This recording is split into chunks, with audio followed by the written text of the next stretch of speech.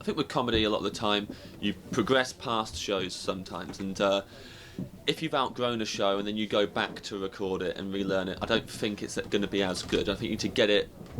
It's like, I think I've heard comics talk about it like fruit, and like, routines ripening and then going bad and all this kind of stuff. So like, just getting it while they're all perfect and they're all as good as they're ever going to be, and also they're linked together, they all connect together.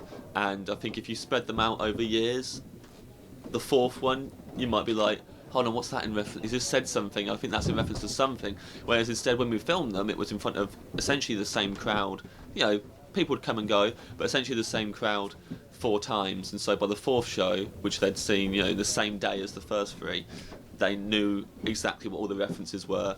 And so the live audience were responding to that. So anyone watching it at home was going to be like, okay, that's a thing, But now it's going globally. Of course. Yeah. So that's a kind of a weird thing, because you don't have to travel then to get the fans. You don't have to do the slogs for the air travel or whatever like that. Yeah. So does that mean when you go abroad and people have seen this, you are going to get people saying, oh, I hope he does that thing about that thing? Or, I mean, how would you break it gently to fans who you might accrue who watch this quadrilogy? Yeah.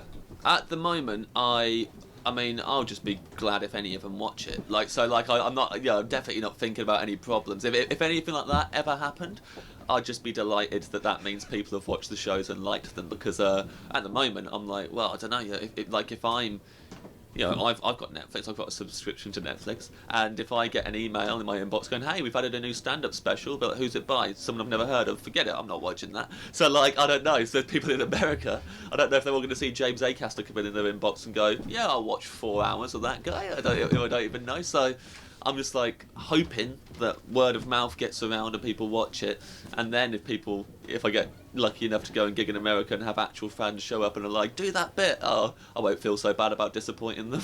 You won't be so Scroogey. Yeah, well, no, I'll be Scrooge. I absolutely won't do the bit, but I'll at least feel better about letting them down. I'll definitely film shows again. I loved filming the shows, and it's definitely changed now how I look at writing shows and performing them. Filming that has changed the way you write. Yeah. How so? What's it done? Just filming it felt like a final thing.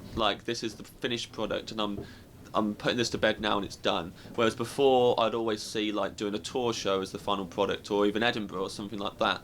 Seeing the recording as the final version means that I can see all the shows as work in progress, and that means for me, I don't put as much pressure on myself. I enjoy myself more at the shows, and I can perform them better. And then the audience more often gets a fun time. I still have days where I'm physically exhausted. I don't like myself. There's things in my head that aren't positive. I go out, they're a bit quiet, and then I just lose confidence and throw the gig. But that's nothing to do with me being proud of the show or not proud of the show. It's to do with just me as a person. But it's at least taken it's taken that factor out of it, of relying on the show going well in order for me to feel good. It doesn't. That's been taken out of it a bit more, which I think is healthier.